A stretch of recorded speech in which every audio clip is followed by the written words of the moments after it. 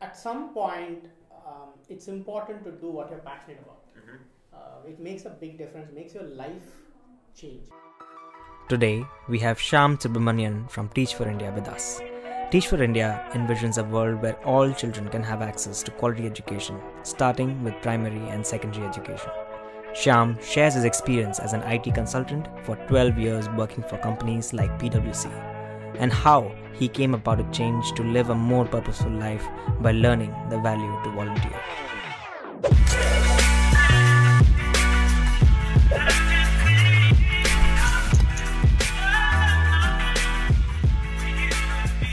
For those of you who are watching this right now, we are at Teach for India office right now.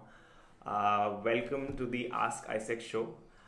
This is kind of a series that we ourselves started, where we bring achievers and leaders from different industry directly to the young people, so that you can ask the questions that you have in mind for maybe regarding these careers or these industries, or talk to these achievers directly and get your doubts cleared, or know what's there for you in future if you wish to enter these industries. So yeah, today we have with us a very special guest, and we would like to really thank Mr. Shyaam for giving their time right in the morning to us. Thank you very much.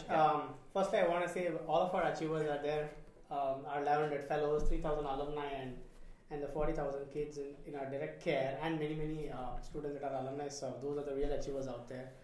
So I joined Teach for India about 4 years back, after spending 11-12 years in the private sector, and started out as a typical engineer with an IT professional, switched to management consulting after my graduate school.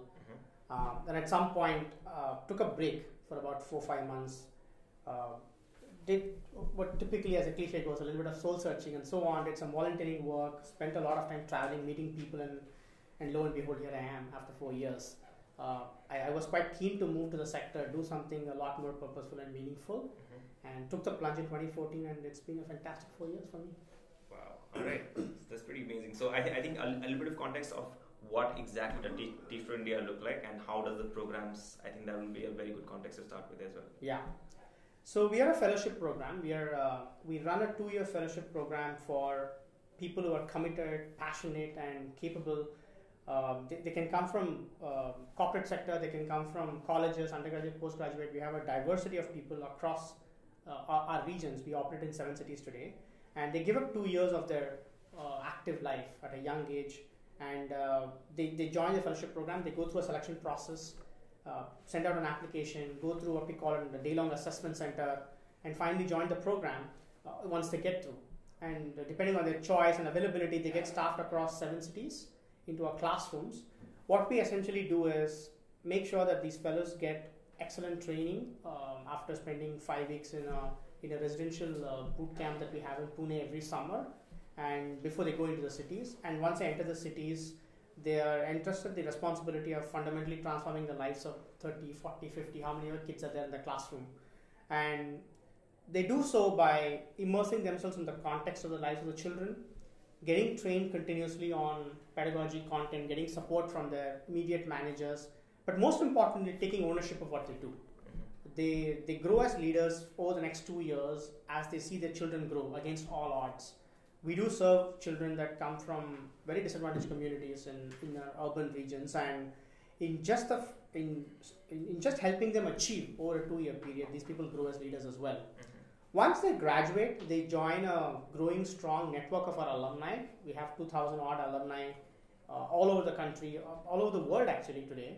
All of them believing that education is the most important tool for empowerment of young people in their communities. So they grow the movement, the force, and they choose to do whatever they want. It could be continuing as a teacher, it could be a school leader, it could be an entrepreneur, it could be a private sector professional, it could be freelancing. Or they can join you as well. They join us on staff as well, absolutely. Sometimes they take a break. Yeah. Fellowship is a very intense program. It is an intense program. It changes you in ways that you wouldn't even predict when you join the program, so they take a break sometimes. But whatever be said, they have the strong vision that education is the most important foundation on which the future of this country rests. And by having gone through such an intense experience for 2 years in which they just not grow themselves in many ways, but actually help their students grow, they do become a very different person at the end of the 2 years. So that's broadly what Teach for India does today. Right now, many of them are not getting an excellent education, but if we explore more, one day we'll see our country, not just our country, our world at the highest of everything, I can say. So yeah, it's actually pretty intense. I think they dedicate 2 years in an environment where they are totally challenged by who they think and what they can do in that environment. I mean, if you just look at those even content that is present on like internet about Teach for India and these teachers teaching and these students learning, the amount of intelligence that these students also show, the amount of self-awareness I've seen in like these videos, and even I think I visited one in Delhi. So it was pretty good, and it was pretty intense to see that, okay, such young kids at such young age can have such impact if somebody actually gives all in to teach them what they all have to offer. Yeah, absolutely. And I think one is the skills and capabilities and commitment growth, but also even simple truths like you mentioned. Once they start teaching students and kids in these classrooms, their own perception of what is even possible, the potential of these children, their understanding of grassroots level problems in the community, etc., and all of that goes to a fundamental transformation.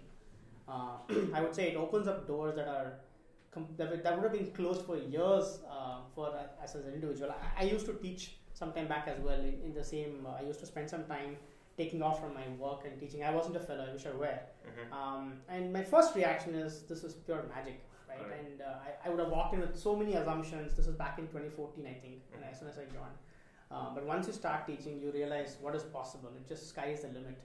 Right from that to even understanding what truly are the problems of the communities that they serve, and what are the barriers to children's learning, what are the levels of investment that parents need in order to ensure the children learn. It's just multifaceted problem that they get exposed to. And I think the problem is pretty basic. I mean, I think if you go over the facts as well, like pretty basic, like kids who are at 5 cannot count to 100 and all of those things, which are very basic to our education system. And we think about, okay, moving the education system forward is bringing B schools or E schools and all of those things, but then the problem is pretty grassroots where it needs to come from. Correct. In a way, I feel very connected to Teach for India, so because even AIESEC even kind of believes that leadership is the fundamental solution to if you want to solve anything. And I think one of Shaheen's core values or say belief is that it stands in the same way. Yeah. So how do you think that is connected in the program, and how does like these people kind of explore that? I think our belief, Teach for India's belief, is that the single biggest contribution that we can make, or anybody in this country can make, to solve this really deep-rooted chronic problem is by providing leadership. It's by providing people, as I said, who are passionate, committed, capable, who want to do this because it's a calling, it's a vision, and they have the ability to raise above the odds that are stacked up against them. So we do believe that the sector will benefit the most from leaders who have a good understanding of the grassroots problem. The 2-year fellowship is almost an opportunity to not just develop kids, but develop yourself. You see the problem in ways that you wouldn't have understood, and because you're on the ground, your understanding is so sharp. And as I said, it is an intense experience. You go through a lot of changes, and that crucible, that 2-year journey, provides a necessary platform for the fellows to be leaders over the long term. All right. So for those of you who are live and watching right now, you can post your questions on the comments, and we will put them right here, and they will be answered here. So if you have any questions, just put them on our comments, or you can tag us on Twitter as well using the hashtag askAIESEC, and we will get them answered here. Yeah. All right. So let's talk about a little bit about your volunteering experience that you said you had after 11 years of working, I think. Yeah. So how did that happen? Yeah. So honestly, I wasn't the kind of person that was looking for a change. It was good 11, 12 years, I think, by the time I had decided. And it's almost as if I'd hit a invisible wall. I wasn't able to explain exactly what is it that I wanted to do. So my first reaction was to travel abroad, right, and find another location where I could carry on the same job. It's my instinctive response, and I did it. By the way, I traveled to 3 countries to find if any of those would be the right choice for me to move on. And these are all Western countries, US. Yeah, I mean there was Asia, but all of them are developed countries, undoubtedly. And there were a couple in Asia, one in Europe and one in US. And And I came back and I just got burnt out. I mean, the travel didn't give me any clarity that I thought it would. And so I just switched off completely and said, I'm going to take a break and see what I really want to do. All right. It was about 4.5, 5 months. And I started off with having just spent 12 years in the corporate sector. My initial response was to give my time. So I started off with a lot of desk volunteering, which is helping small non-profit organizations write proposals, helping them form boards and so on and so forth. But I realized it wasn't. And then once I got an opportunity to do field work in a community in North, and I think that fundamentally changed what volunteering meant for me. Until then, I would say my default route, even after the invisible wall that I had hit, would have been to move to the sector. By then I had made up my mind after 2 years of introspection, but it would not have been as much faith in a grassroots action-oriented, close to the ground impact as it would have been but for the volunteering experience. All right. But so do you think, like, if you would have had this experience right out of college or somewhere in college, if you would have volunteered, do you think would you have a different a route of career? Yeah. I mean, one thing I don't enjoy doing is going back and thinking what could have gone better, because obviously yes. But I cannot help doing it in this case. I do think both in terms of what I did right after my schooling, yes. What did I choose to study, what did I choose to work on, etc. Could have been much more aligned with who I am as a person now. It didn't have to wait into my early to mid 30s to make this decision. But having said that, all of them are great experiences. Yes. There's no denying that. They all taught me a lot. But yes, if I did have a chance with a magic wand to do all of it again, it would be fundamentally different, no question. And I would probably spend a lot more time on the ground. I would do something that's a lot more purposeful much earlier in my life than I have done now. Less desky and more on the field and working with the people. I mean, at least on a good equal balance. I think even the fellowship program, it does build very strong hard skills as well. But the premise that you go on the ground, you become a different person, that's I think unchallenged. That's exactly what makes it apart. You could because if you take the 2-year program in the fellowship or any such program, I'm sure on the ground, there is a lot of action on the ground. There is a lot of close, almost you're living in a community of people that you're serving, which I think is what the real change is. And you also do a lot of hard skills. You come back, you analyze data, you devise strategies, you test them, you measure impact. All of that happens as well. But the real change, the real difference is being on the ground. So I would say at least in equal proportion, I would have started doing it differently. I would have looked for meaning a lot earlier than I did. And as a kid, in school and in college as well, you were pretty straightforward that you want to go into a software engineering, IT, and all of this. Yeah, I mean, even if not that clear, I don't think I had any intention of doing a volunteering or giving my time, voluntarily giving my time to something much larger than myself. I don't think that was a natural inclination I had. And how do you think? I mean, I'm pretty sure you would have been in one of the good schools and good colleges and all of this. You've had that. So how do you think that happens with us in India, having all of those resources and still not being able to explore what an individual is or what? That's a great question. So I think one of the misconceptions we have is money solves the education problem, which is where I think the leadership component makes a big difference. It is committed people and groups of people and communities of people with a shared vision that could solve the problem. So if you ask me, are our most well-to-do resourced schools providing excellent education? My answer is no. In my new role, I do meet the placement heads and the principals of undergraduate colleges and other places and we keep talking about how does this all translate to action? How do our people become better individuals that are ready to face the future? So much talk is on machine learning and automation of jobs and this and that, but if that were to be the case, then what does the value of a human potential hold?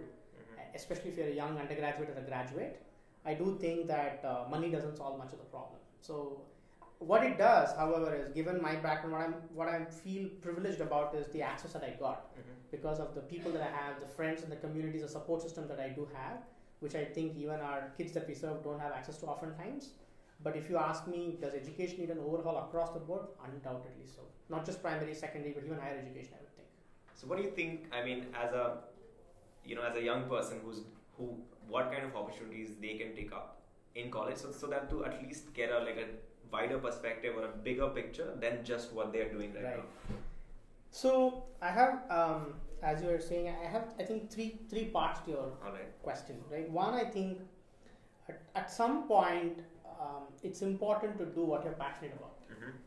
It makes a big difference, makes your life change. It's very hard to, I think, foresee the impact of that. And that's also a question. How do I find that?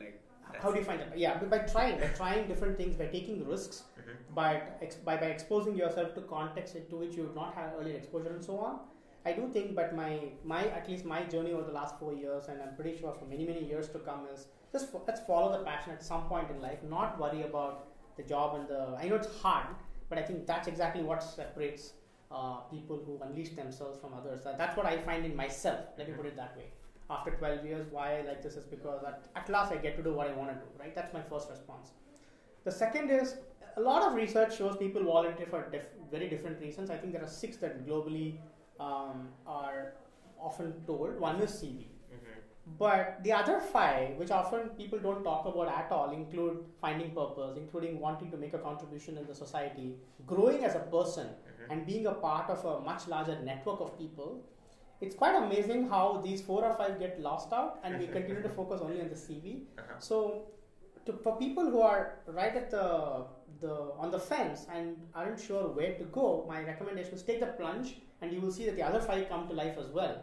And the CV thing is just one of the 6 different facets of why you should be giving up your time. And the last is what truly is education, even for adults, right? And you spoke about how you're spending time with colleges, students, and so on. But talk to deans or principals or heads of placement. When I have one-on-one with them, they don't think necessarily this is the way forward at all. These textbooks don't tell you how to behave in real world.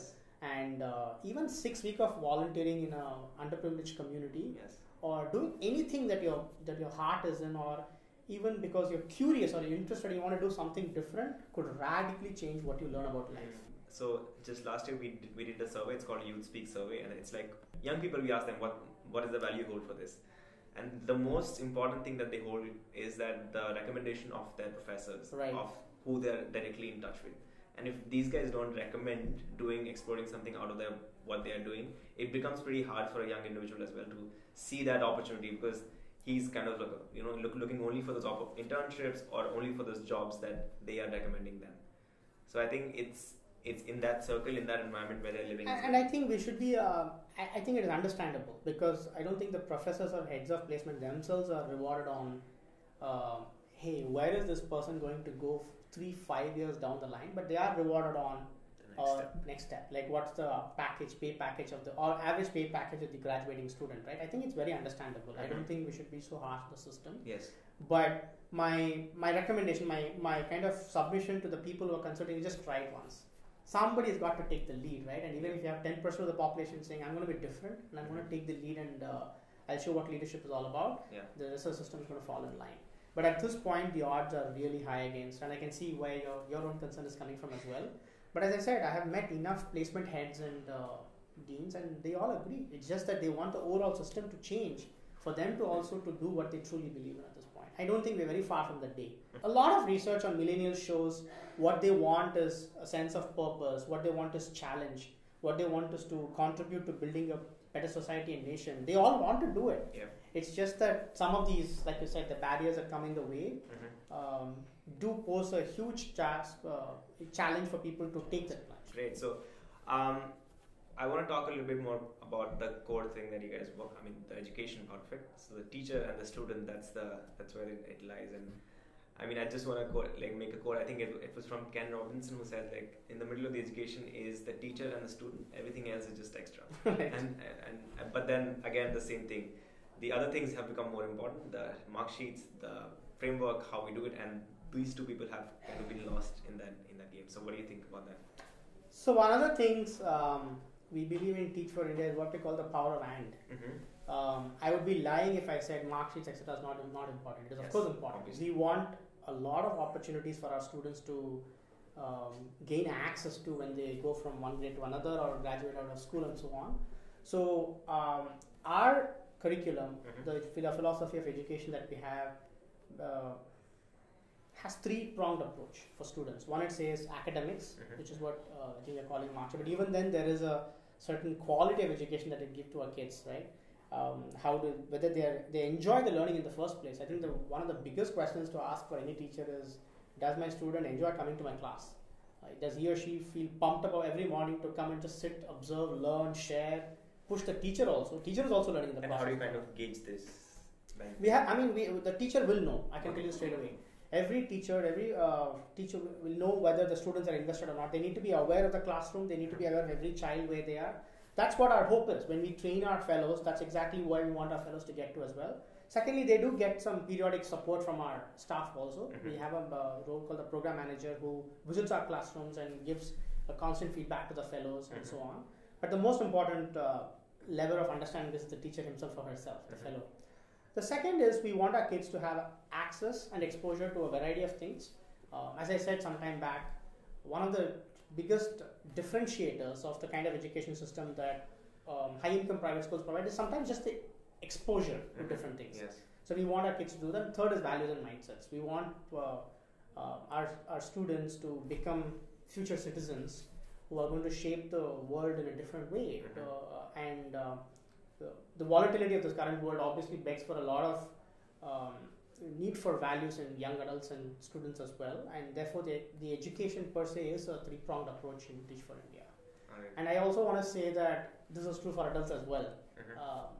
You can apply the same three-pronged strand to adults. Adults also need exactly the same kind of education, which is where the fellowship, to go back to Ken Robinson's quote, the teacher and the student teach each other, not just one way. So how is the curriculum that you guys have with the fellows that aims at developing students in a much wider perspective than just teaching? How is it different from any other curriculum that goes on in school? So how does it, kind of build that? So the curriculum is largely what the school systems have to say. It is a plus again. So what our fellows decide to do is decide, depending on the context of the students that our classrooms students are in, they add or modify content to varying degrees, right? Be it literacy, math, etc. The broader curriculum is still within the limits of the school system or the state that they are subscribing. All right. So the problem is pretty big. It's education, and you are solving it at a grassroots level. But I'm sure, you have 2,000 alums now, and you need a big movement to actually solve this problem in India. So what can be the an initiative or a step that any young person who's wanting to do something in this either engage with you directly or do something else? What do you think would be the... Firstly, it's not just Teach for India. Yes. Many well-meaning organizations that are all working towards educational equity. And it's not just our alumni alone. So it is our alumni, it's our own students and communities, plus a lot of our partners also. Okay. So many of our alumni are in many different organizations across sectors, education, private sector. They're studying, doing research, whatever may be the case. We believe not just this alumni as a community, which is a huge, I would say, contribution that we think it is to the system of education by Teach for India, but even the partners that they are engaged with, they all form a part of the movement. Yeah. It is not just those 2,000 alumni or the 1,000 fellows or the staff or the kids alone. Everybody has to, like you said, it is not just big, it is deep, complex, and oftentimes unpredictable. So I would say all of these people have to come together. What can anybody do? Make a start. Make a start. Go volunteer. I would say Teach for India classrooms are there. If you want to volunteer, get in touch with the fellows if they have any volunteering opportunities. If you are convinced about making a full-time commitment, apply to the fellowship program. Try and look for other opportunities as well. Whatever be the case, I would say, as I said, that point at which you switch is the hardest one. Once you switch, your life is fully rewarding and fulfilling. You were talking about traveling as well. When you wanted to travel abroad, and the first three places I'm sure would be the Western countries that you wanted to travel to.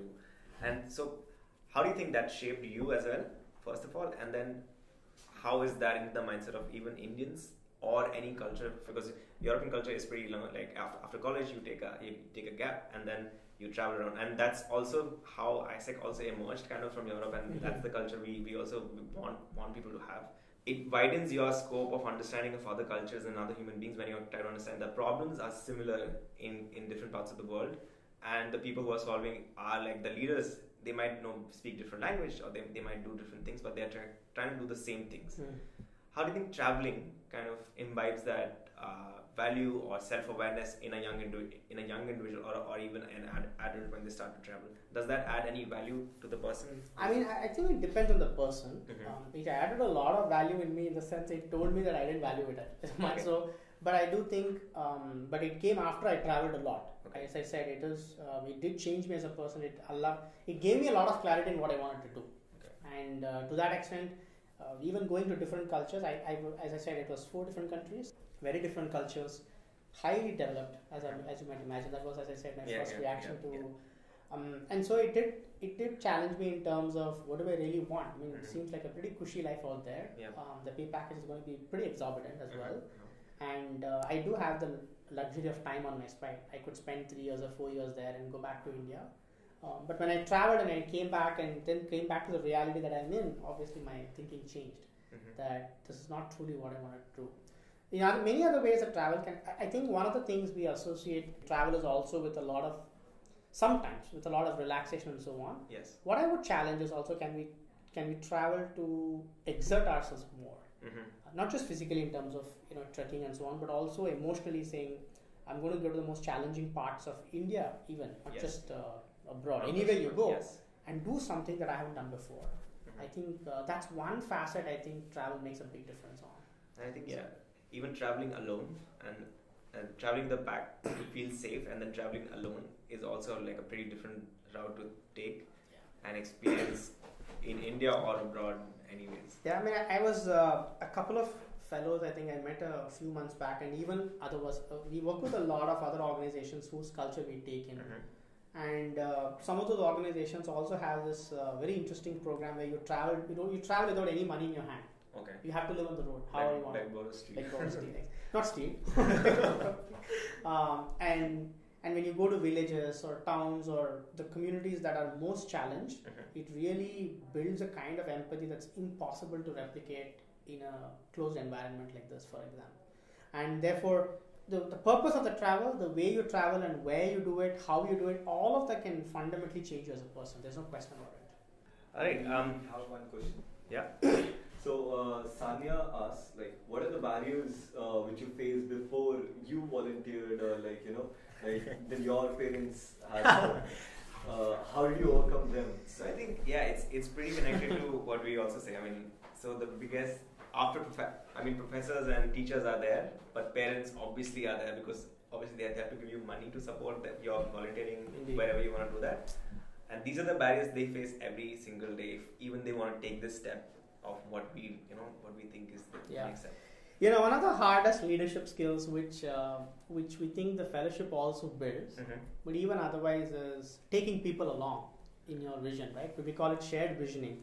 Like, how do we share a vision that we have and partake in others' vision and so on? So if an individual wants to do something like this, right, and the parents have concerns, I think they're valid concerns, definitely. Some of them are because they don't have information on what the fellowship does, or any volunteering does, or what the alumni are doing, what exactly it means for the children. They have the best interests of the children at heart, and we should respect it. But I do think it's upon the individual to take their parents along in the journey and convince them and do what's right. And it is a tough skill, but I do think, depending on the context, I don't have a great straightforward answer to that person. But if somebody's in, I'm happy to talk offline to chat about it. Yeah, I think the question is that what are the barriers that you faced? Sure. Yeah. My barriers are largely my own. Okay. As I said, I did give a pay, right? 5 months I was jobless actually. Okay. And even after I took this job, it was a big pay cut from what I was doing in the private sector. So my barriers were largely limited to my belief that I'm going to have a great life if I switch to a Western country and do what a developed economy, not just Western East, but a developed economy, and earn more and do more of the stuff that I was doing and grow personally. All of those got fundamentally the idea of what leadership means, the idea of what personal growth means, the idea of what impact means. Everything got challenged when I did the volunteering. So my barriers were largely my own. I just took the plunge, and one thing fell after another. All right. So this was like, so you're at PwC working. So you had a volunteering experience and then you realized that you have to do this? Not quite. I think right after I took a break, as I said, for 2 months I wasn't sure. I did travel. I did meet a lot of people. Then one of the foundations in the north, the founder of whom I was in touch with, we spoke and I did some bit of volunteering work with that. Until then, I did do volunteering work, but they were largely desk work. It wasn't the same. Until I got into a classroom or a community and saw something, it wasn't really the same. So I would say the barrier is just take the leap.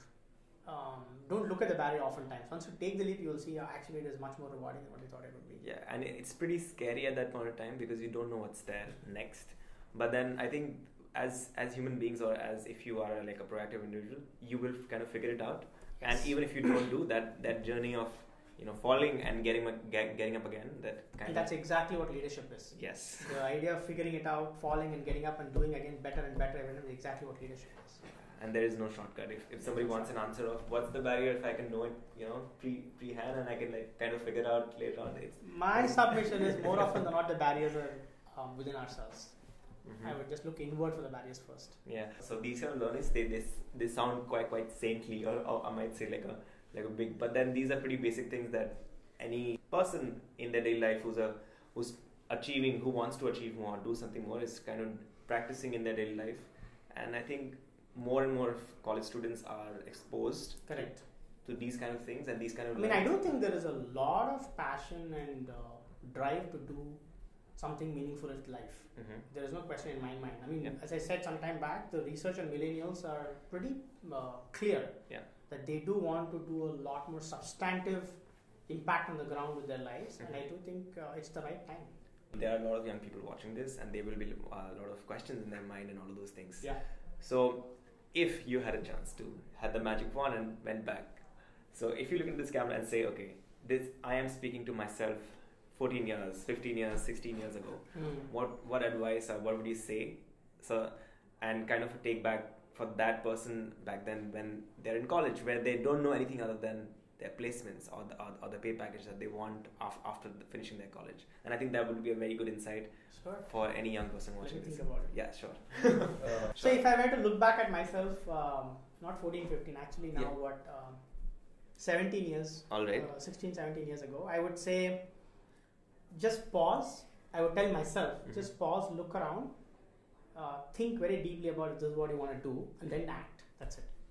So be very don't follow don't succumb to the pressure, or don't worry about what people around you are generally doing. I would just say isolate yourself from the noise, think pretty deeply about what you want to do, and then you decide. Chances are life will be right.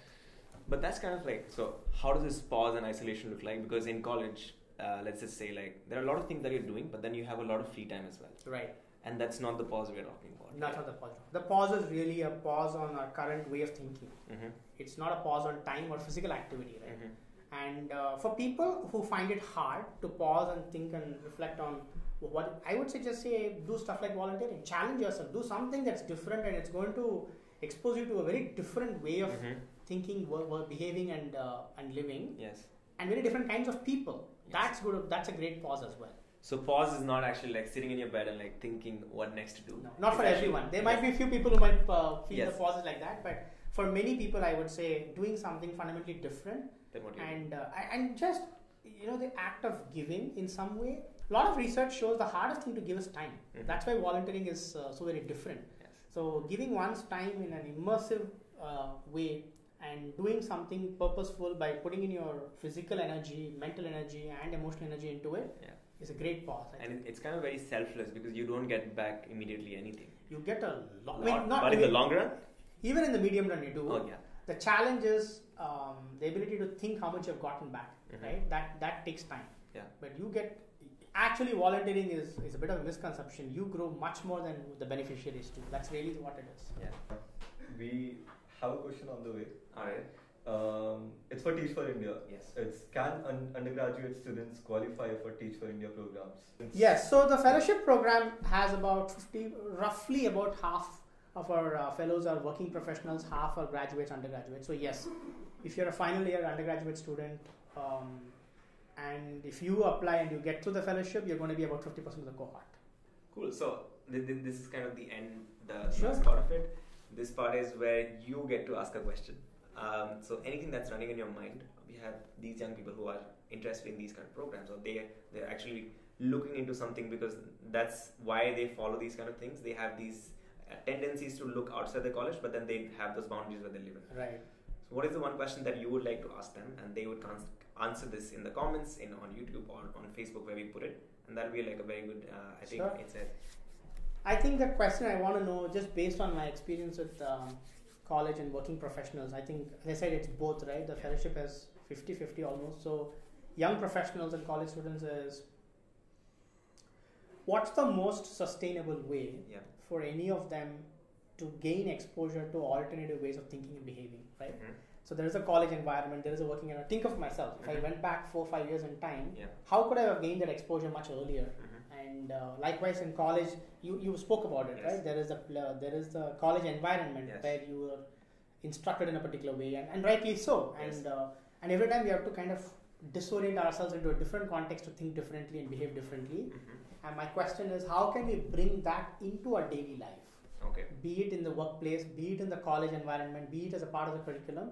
What would it take to gain exposure to these alternative ways of leadership and living is my question. All right. So may I frame this like this first, saying that what do you as a young individual do to kind of gain that exposure if you want to, and if you're aspiring to have that exposure, what in your daily life do you actually do to achieve that, or are you just aspiring to do that? That's nice. So yeah, I mean that's kind of the end of it. Thank you very much Pleasure. for Thanks giving a your lot. time. I think it's been an amazing insight for young people watching this, and we hope to bring some more insights and engage even more with Teach for India, so that we can actually give some impact, on-ground impact, in the problem that we have, the big problem that we have of education. Thank you.